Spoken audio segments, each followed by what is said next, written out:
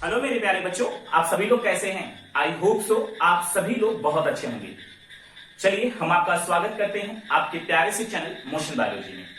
और जैसा कि आपको पता है कि हम धीरे धीरे करके इस चैप्टर को खत्म करने वाले हैं, मतलब फिनिश होने वाला हमारा चैप्टर।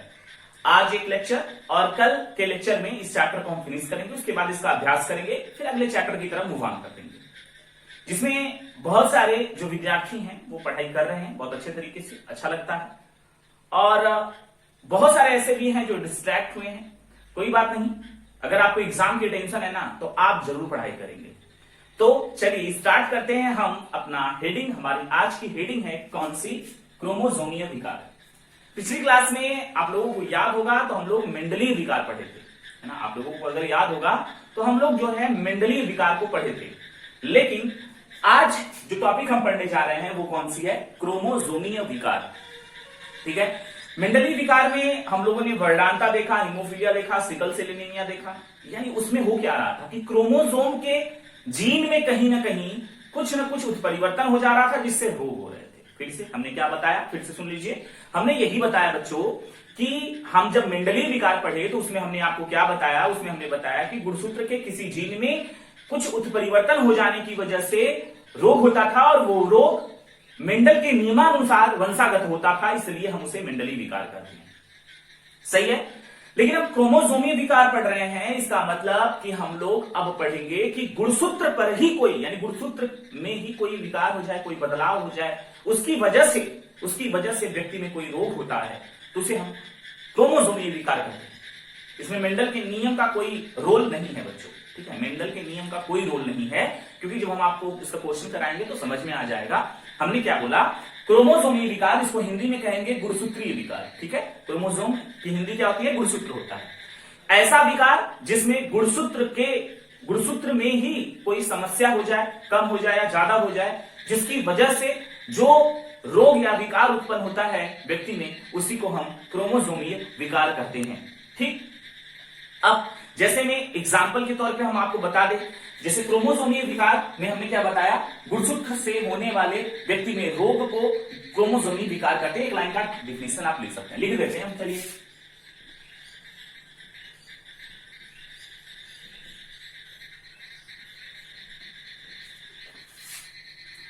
गुणसूत्र की वजह से व्यक्ति में होने वाले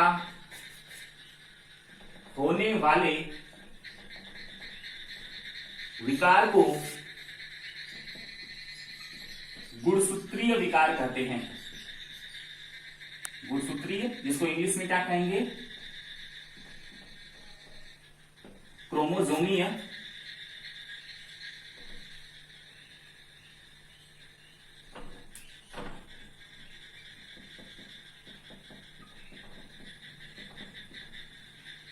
विकार।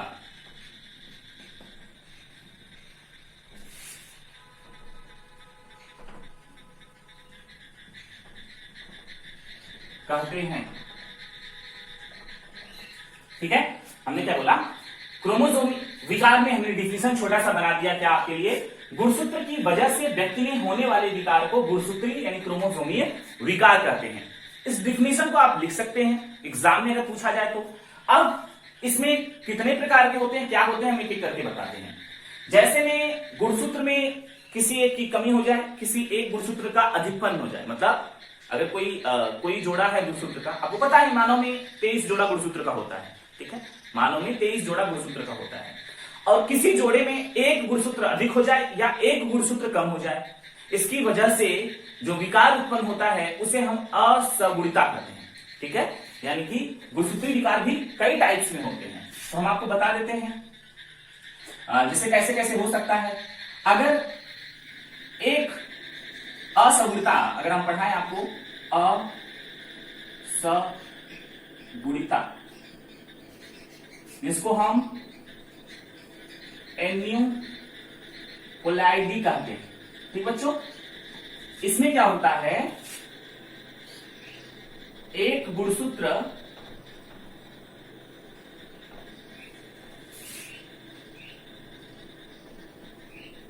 अधिक या एक गुणसूत्र कम हो जाए। ठीक है बच्चों, ध्यान से देख लीजिए, हमने क्या बोला, असगुणता यानी एन्यूक्लाइडी में हमने क्या बताया कि यदि अगर किसी भी गुणसूत्र के जोड़े में एक गुणसूत्र अधिक या एक गुणसूत्र उस जोड़े से कम हो जाए। ठीक है, हमने क्या बोला, ध्यान से सुन लीजिए, असगुणता मतलब किसी भी जोड़े में यानी किसी भी गुणसूत्र के जोड़े में एक गुणसूत्र अधिक या एक गुणसूत्र उस जोड़े से कम हो जाए, उसी को हम क्या बोलते हैं, असगुणता बोलते हैं। ठीक है, असगुणता बोलते हैं। इसका एग्जाम्पल कौन कौन सा है, इसका एग्जाम्पल है डाउन सिंड्रोम, और दूसरा एग्जाम्पल कौन सा है, टर्नर सिंड्रोम।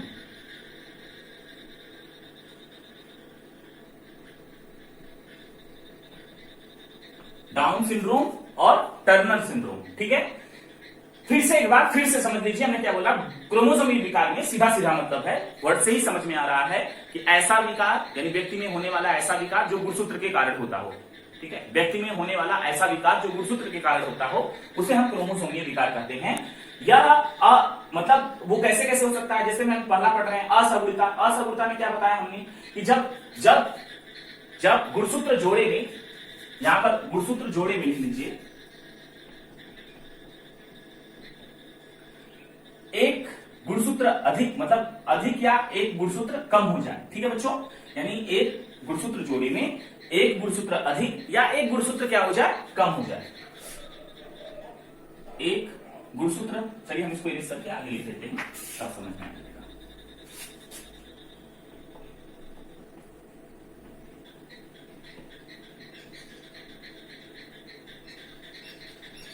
ठीक, अब ध्यान से देख लीजिए, कुछ है नहीं, आसान है एकदम।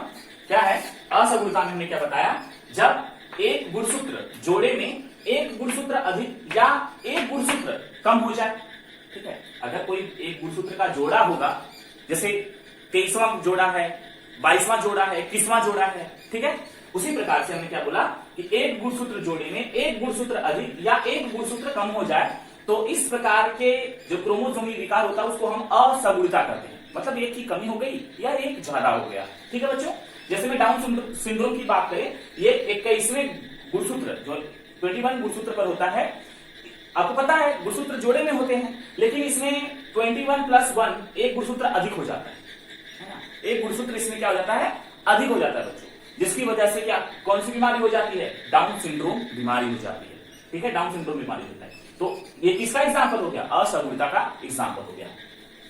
इसी प्रकार से एक होता है बहुगुणता। बहुगुणता, ठीक है, बहुगुणता जिसको हम पॉलीपोलाइडी बोलते हैं।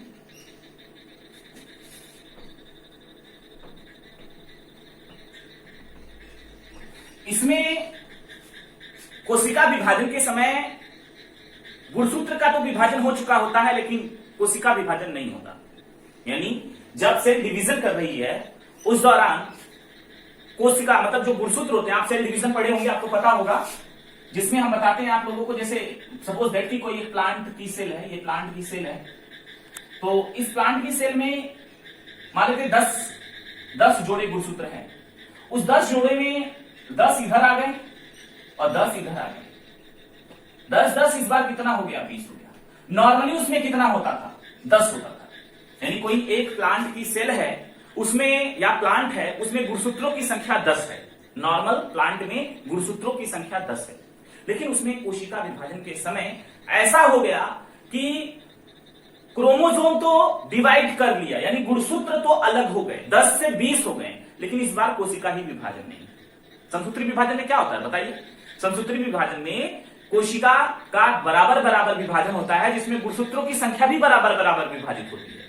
लेकिन जब पॉलीपोलाइडी वाली प्रॉब्लम होगी, क्रोमोसोमी विकार होगा, यानी बहुगुणता वाला विकार होगा, तो ऐसी स्थिति में जो गुणसूत्र की संख्या बराबर बराबर तो बट गई, लेकिन इस बार कोशिका विभाजन ही नहीं हुआ। जब कोशिका विभाजन नहीं है, देखिए यहां पर गुणसूत्र बराबर बराबर बट गए, 10 इधर चले गए, 10 इधर चले गए।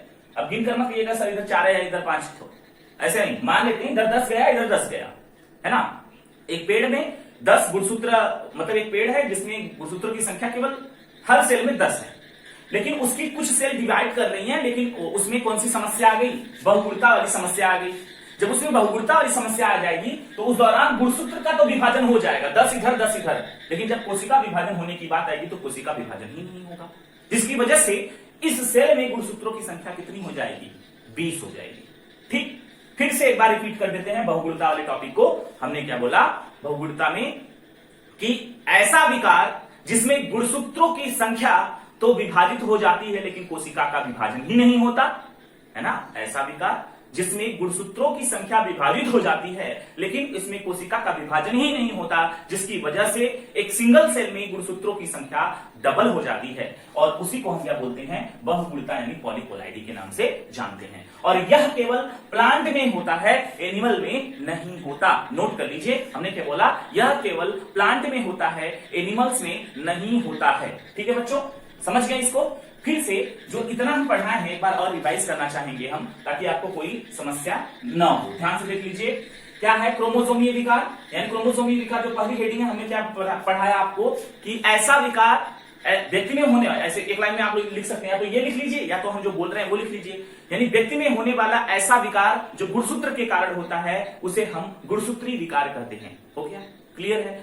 अब उसमें हम पहला पॉइंट पढ़ रहे हैं असगुणिता, मतलब कैसे होता है। ठीक है, तो अगर गुणसूत्र में, अगर किसी गुणसूत्र के एक जोड़े में, ठीक है, गुणसूत्र के किसी एक जोड़े में एक गुणसूत्र अधिक या उसमें उस जोड़े से एक गुणसूत्र कम हो जाए, ऐसी स्थिति में उसे हम क्या बोलेंगे? क्या बोलेंगे? उसे असगुणिता बोलेंगे। यानी कि जोड़ा था जिसमें एक ज्यादा चल गया, एक कम हो गया, भाई जोड़ा तो बचा कहां? वो जोड़ा हुआ कहां? एग्जांपल हमने बताया आपको, डाउन सिंड्रोम में एक किस्में गुणसूत्र पर 2 के अलावा 3 गुणसूत्र हो जाते हैं, क्योंकि एक गुणसूत्र उसमें अधिक हो जाता है, 21+1 हो जाता है। ठीक है, ठीक है। तो ये डाउन सिंड्रोम है। टर्नर सिंड्रोम आगे हम पढ़ाएंगे, इसमें 45 ही रह जाता है, एक कम हो जाता है इसमें, तो टर्नर सिंड्रोम का एग्जांपल है।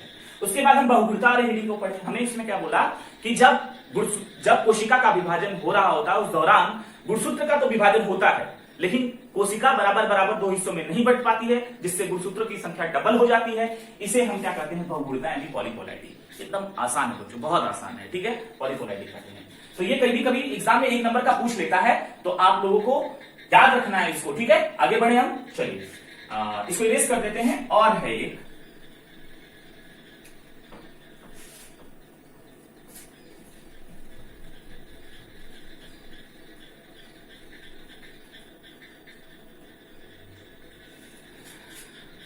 कभी कभी पूछ लेता है कि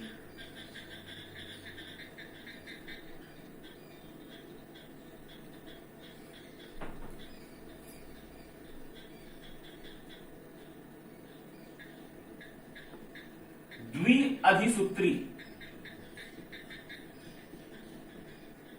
जिसको हम टेट्रासोमी कहते हैं,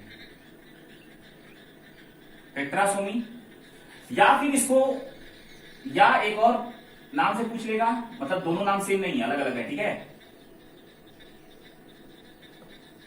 द्विनिसूत्री, जिसको नल सोमी के नाम से भी जानते हैं।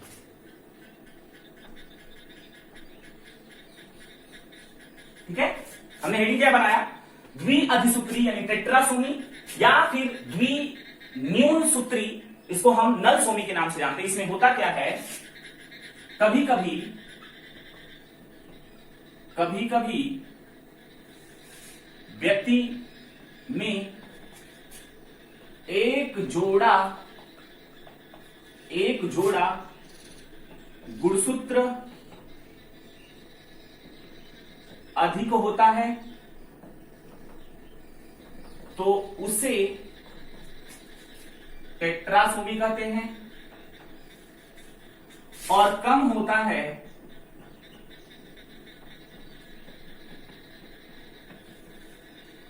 तो उसे नल सोमी कहते हैं।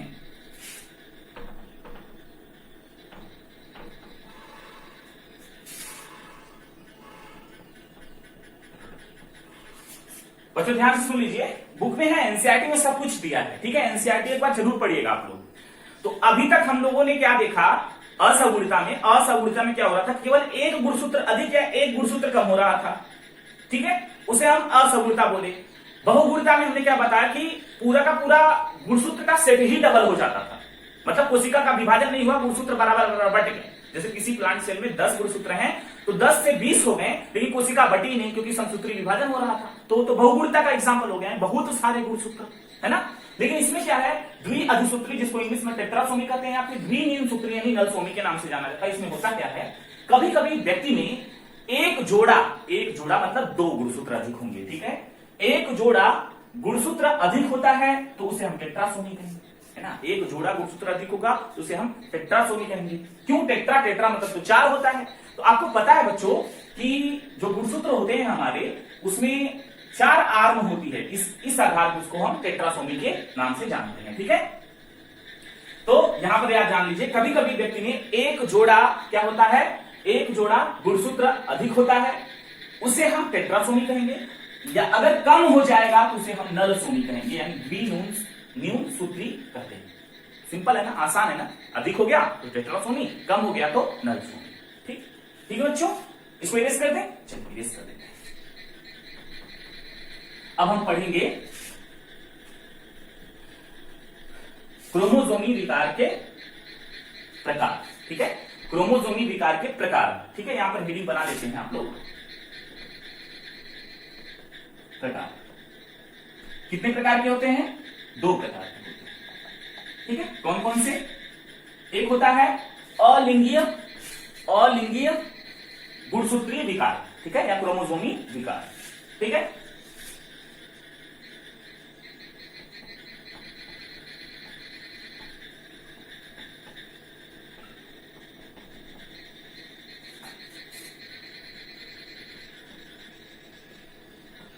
पहला टाइप हम पढ़ने जा रहे हैं अलिंगीय, इसको कायिक भी कहते हैं। जैसे 22 जोड़ा हमारा अलिंगी गुणसूत्र होता है ना, अगर उसमें गुणसूत्र में विकार होता है, यानी कम ज्यादा होता है, ठीक है। फिर से सुन लीजिए, हमने क्या बताया आप लोगों को, क्रोमोसोमी के विकार पढ़ रहे हैं, जिसमें 2 प्रकार हमने पढ़ा, अलिंगी गुणसूत्र और लिंगी गुणसूत्र। 2 होते हैं ना, वही हमें पढ़ना है। तो हम पहले पढ़ेंगे क्या, अलिंगी गुणसूत्री विकार।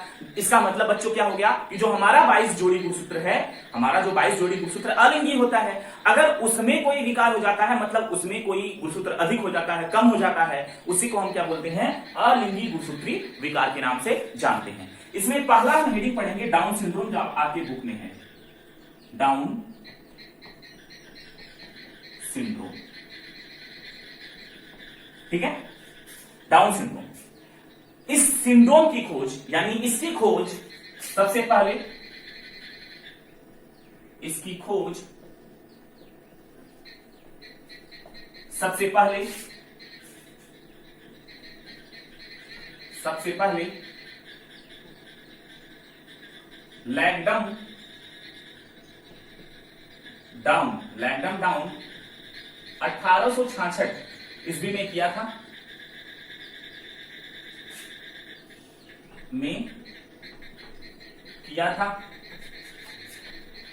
इस विकार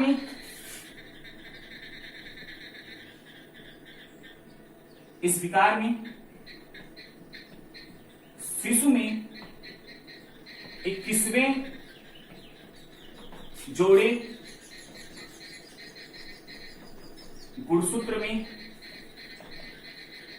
एक गुणसूत्र अधिक हो जाता है,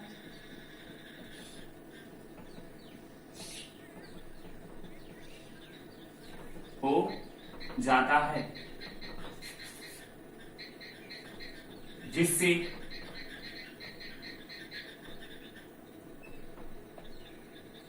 उसमें बहुत विकार जैसे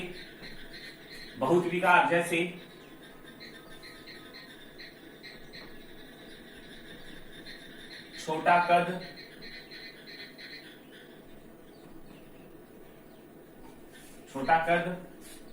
छोटा गोल सिर,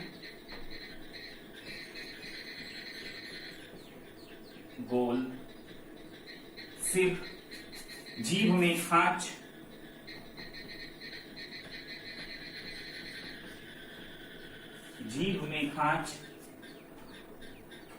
मुंह खुला हुआ,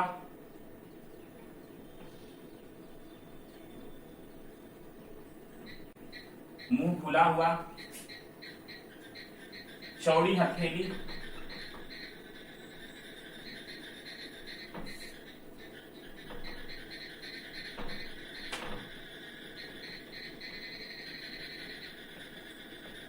इसको पाम कीच भी कहते हैं, पाम कीच, ठीक है, पाम कीच के नाम से भी जानते हैं।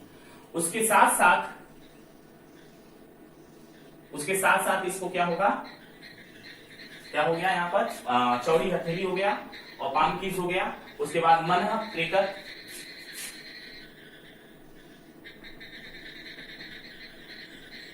जिसको साइकोमोटर कहा जाता है,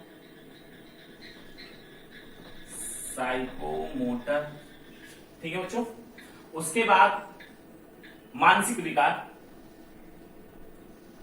मानसिक विकार होता है। आप कहेंगे सर इतना सारा लिखना है बुक में, यानी जैसे में इतना एग्जाम्पल लिखना है, तो जैसे में इतना सारा एग्जाम्पल याद नहीं लिखना है आप लोगों को। आपको छोटा कर याद रखना है, चौड़ी हथेली याद रख लीजिएगा, और ये मनह प्रेरक यानी साइकोमीटर और मानसिक विकार, ये सारे 3-4 जरूर याद रखिएगा। कभी कभी नीट एग्जाम में डायरेक्टली पूछता है साइकोमोटर किसकी वजह से होता है, तो गुणसूत्र के विकार की वजह से होता है, और उसके डाउन सिंड्रोम भी कहते हैं, ठीक है बच्चों। देख लीजिए इसको, डाउन सिंड्रोम फिर से एक बार हम समझा देते हैं आप लोगों को। यह क्या असगुणता का एग्जाम्पल हुआ कि नहीं हुआ, हुआ ना, क्यों, क्योंकि एक ही गुणसूत्र अधिक हो रहा है, असगुणता है एनिप्लाइटिक, ठीक है बच्चों। तो ध्यान से देखिए, डाउन सिंड्रोम यानी इसकी खोज सर्वप्रथम लैंगडन डाउन 1866 में किया था, कितना क्लियर है। इस विकार में शिशु के 21वें गुणसूत्र में, ये इंपॉर्टेंट है, 21वें जोड़े गुणसूत्र में एक गुणसूत्र, ये भी इंपॉर्टेंट है, एक गुणसूत्र अधिक हो जाता है। 21 से कितना हो जाएगा, 21 से अधिक हो जाएगा थोड़ा सा, मतलब एक और अधिक हो जाएगा। नॉर्मली मनुष्य में कितने गुणसूत्र होते हैं, चलिए बताइए आप लोग, कितने होते हैं, 46 होते हैं, 23 जोड़ा ना, है ना। चलिए, जिसमें 22 जोड़ा हमारा क्या होता है, चलिए हम कहां लिखे हैं इसको, इधर लिख देते हैं, ध्यान से देखिए। 22 जोड़ा हमारा अलिंगी होता है, 23वां जोड़ा क्या होता है, लिंगी होता है, यानी 23 जोड़ी टोटल होते हैं, 23। यानी गुणसूत्र की संख्या कितनी होगी, अगर 23 जोड़ी है तो कितनी होगी बताइए, 46 होगी, सही है हम। लेकिन इसमें होता क्या है, अगर 21वें जोड़े में एक गुणसूत्र अधिक हो जाएगा और 23वें में 21वें में एक अधिक हो गया, 21वें जोड़े गुणसूत्र में एक अधिक हो जाएगा, इसका मतलब 46 में एक अधिक हो जाएगा। 21वें में अधिक हो रहा है, यहीं पे लिखा ना, शिशु में 21वें जोड़े गुणसूत्र में एक गुणसूत्र अधिक हो जाता है। तो जब 21वें में एक अधिक हो गया तो सीधा सीधा मतलब अगर 46 गुणसूत्र है, 46 गुणसूत्र है तो एक अधिक करेंगे तो कितना गुणसूत्र हो जाएगा बताइए, 47 हो जाएगा, सही है। हम अगर हम गलत नहीं है तो बताइए सही है कि नहीं है। यानी कभी कभी ये पूछता है कि डाउन सिंड्रोम में कितने गुणसूत्र टोटल होते हैं, तो 47 होते हैं। सोचिए, केवल एक गुणसूत्र बदल जाने के कारण या बढ़ जाने के कारण बच्चे में बहुत सारी बीमारी हो जाती है, छोटा कट, गोल सिर, जीभ में खांच, मुंह खुला हुआ, जीभ में ऐसे गहरा खांच होगा, मुंह हल्का से खुला होता है, चौड़ी हथेली, जिसको पाम कीच के नाम से भी जानते हैं, हथेली उनकी बहुत चौड़ी होती है, और साइकोमोटर यानी कि मानसिक रूप से, शारीरिक रूप से विकार होगा, और मानसिक विकार भी उसके अंदर होता है। डाउन सिंड्रोम की खोज लैंगडन डाउन ने 1866 ईस्वी में किया। इसमें होता क्या है, इसमें गुणसूत्र नंबर 21 पर एक गुणसूत्र अधिक हो जाता है, जिससे बहुत सारे विकार उत्पन्न होते हैं, जिसे हम क्या बोलते हैं, डाउन सिंड्रोम कहते हैं। और वो विकार कौन कौन से हैं, छोटा कद होना, छोटा सिर होना, जीभ में खांच होना, ये इंपॉर्टेंट है, जीभ में खांच होना, चौड़ी हथेली होना, मनह प्रेरक यानी साइकोमीटर याद रखिएगा क्योंकि ये नीट एग्जाम में क्वेश्चन के रूप में आ चुका है, मानसिक विकार हो जाता है। और इस बच्चे की जो उम्र होती है बच्चों, वो 12 से 15 साल या 20 साल, इससे ज्यादा नहीं, ये बच्चा इतने में ही मर जाता है, ठीक है, मर जाएगा वो, ठीक, केवल एक गुणसूत्र बदलने के कारण, देखिए, है ना। तो आपको समझ में आ गया होगा, ये इरेज करें इसको, है ना। अलिंगी गुणसूत्र में हमने डाउन सिंड्रोम को पढ़ लिया, जो आपके एनसीईआरटी बुक में। चलिए बच्चों, अब जो है हम फिर से अलिंगी गुणसूत्र पर होने वाले विकार में हमने डाउन सिंड्रोम को पढ़ लिया था। अलिंगी गुणसूत्र कितने होते हैं, 22 जोड़े होते हैं, तो हमने 21वें जोड़े पर एक गुणसूत्र अधिक होने की वजह से डाउन सिंड्रोम हो जाता है, जिससे बहुत सारी समस्या बच्चे को हो जाती है, ठीक है। तो वो बीमारी जो है वो बहुत ही कम बच्चों में मतलब देखी जाती है, कह सकते हैं कि 700-800 में किसी एक बच्चे को हो जाती है, 700-800 बच्चों में डाउन सिंड्रोम किसी एक बच्चे को हो जाता है। अब बात करते हैं अलिंगी गुणसूत्र में और भी ऐसे विकार जो आपके एनसीईआरटी बुक में नहीं है लेकिन इंपॉर्टेंट है और आपके मेडिकल एग्जाम में डायरेक्टली पूछा जाता है। और आपको पता है कि हम आपको बोर्ड एग्जाम के लिए प्रिपरेशन नहीं करा रहे हैं, हम आपको कंपटीशन लेवल तक तैयार कर रहे हैं, इसलिए हम कोई ऐसा पॉइंट नहीं छोड़ना चाहते हैं जो आपको प्रॉब्लम क्रिएट करे। तो बच्चों, एक और बीमारी होती है, मतलब क्रोमोसोमीय विकार होता है, एडवर्ड सिंड्रोम। एडवर्ड सिंड्रोम जिसकी खोज एडवर्ड नाम के साइंटिस्ट ने किया था। ठीक है, इसकी खोज किसने किया था? एडवर्ड नाम के साइंटिस्ट ने किया था, जिसको एडवर्ड सिंड्रोम नाम भी दिया गया। यह बीमारी, यह विकार जो होता है 18वीं जो हमारा 18वां जो जोड़ा गुणसूत्र है उसमें एक गुणसूत्र अधिक हो जाता है। जैसे डाउन में क्या होता है, डाउन सिंड्रोम में केवल और केवल 21वें पर एक अधिक होता है, उसी प्रकार से एडवर्ड सिंड्रोम में भी 18वें मतलब जो 18वां गुणसूत्र है उसमें एक अधिक हो जाता है। इसे हम एडवर्ड सिंड्रोम के नाम से जानते हैं। इसमें अंगतंत्र समस्या होती है और मानसिक विकार होता है। यह बीमारी जो होती है जिस बच्चे में होगी, जिसमें 18वें जोड़े में एक गुणसूत्र अधिक हो जाएगा, वो बच्चा जो होता है उसमें एक से अधिक क्या हो सकता है, मतलब उसमें अंगतंत्र में विकार हो सकता है और उसका मानसिक विकार हो सकता है। किसमें? एडवर्ड सिंड्रोम में। दूसरा सिंड्रोम कौन सा है? Patau syndrome. इसको भी एक पटाउ नाम के साइंटिस्ट थे जिसने इसकी खोज की, इसके बारे में बताया, इसलिए इसका नाम पटाउ सिंड्रोम पड़ गया। यह बीमारी जो होती है 23वीं मतलब 13वीं जोड़ी गुणसूत्र में होती है, यानी 13वें गुणसूत्र में एक गुणसूत्र अधिक हो जाता है। ठीक है, 13वें गुणसूत्र में एक गुणसूत्र और ऐड हो जाता है, तो 13वीं जोड़ी गुणसूत्र में एक गुणसूत्र ऐड होने की वजह से पटाउ सिंड्रोम होता है, जिसमें बहुत सारी बीमारियां होती हैं, जिससे हृदय समस्या हो सकती है और मस्तिष्क समस्या हो सकती है, और जो जीभ होता है वो बीच में कटा हुआ हो सकता है। आप देख सकते हैं पटाउ सिंड्रोम में क्या क्या समस्या हो सकती है। हृदय समस्या हो सकती है, ब्रेन समस्या हो सकती है, मस्तिष्क समस्या हो सकती है, और साथ में जीभ बीच में कटा होता है। किस सिंड्रोम में? पटाउ सिंड्रोम में। ठीक है, 13वीं जोड़ी में एक ठो अधिक हो जाता है।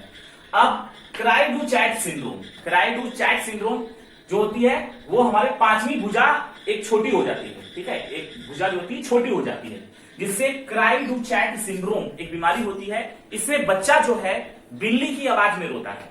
ठीक है, बच्चा म्याऊ म्याऊ तो बच्चा जो है इसमें बिल्ली की आवाज में रोएगा बच्चों। ठीक है, और इसे हम म्याऊ म्याऊ डू चैट सिंड्रोम भी कहते हैं। ठीक है, यानी कि बिल्ली म्याऊ डू चैट सिंड्रोम के नाम से भी जानते हैं। इसको दो नाम से जानेंगे, क्राई डू चैट या फिर बिल्ली म्याऊ डू चैट के नाम, डू चैट सिंड्रोम के नाम से भी जानते हैं। हंसी आ रही है, क्यों? क्योंकि इसमें 5वीं भुजा केवल छोटी हो जाती है, जिसकी वजह से बीमारी होती है।